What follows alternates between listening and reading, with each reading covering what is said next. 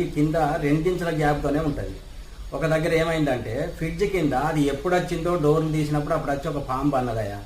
పాము పండుకుంటే ఈ ఆడోళ్ళు ఊడ్చేటప్పుడు ఎప్పుడైనా కానీ మీద మీద ఇల్లు క్లీనింగ్ లేకుండా ఊడతారు చూడు, అవి ఎక్కడి నివాసం అయి ఉంటాయి. అలా కాకుండా ఊడ్చేటప్పుడు కానీ చూసేటప్పుడు కానీ చీపురు దాని కిందికి వెళ్ళి పెట్టుకెళ్తే తీసుకొచ్చినాం అనుకో, అప్పుడు కింద పురుగు కానీ జెర్రి కానీ ఎలక కానీ పందికొక్కు కానీ పాము కానీ ఉంటే బయటకు వచ్చే అవకాశాలు ఉంటాయి. అదే మీద మీద బయట ఊడ్చినాం అనుకో, మనకు లోపల నివాసం ఉండి మనకు డేంజర్ జరిగే అవకాశాలు ఎక్కువ ఉంటాయి. కాబట్టి ఇల్లును ఏదైనా కానీ పొయ్యి కానీ ఫ్రిడ్జ్ కానీ బెడ్ అయినా సరే పరుపుతో సహా వారానికి ఒకసారైనా దులుపుకోవాలి, లేకపోతే కింద సీమలు పుట్టలు పెట్టుంటాయి.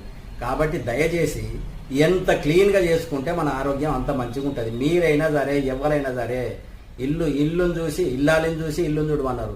ఇల్లాలి ఎప్పుడైనా సరే ఒకవేళ ఆమె సాధ కాకుంటే మనమైనా సరే అన్ని దులుపుకోవాలి. నీట్నెస్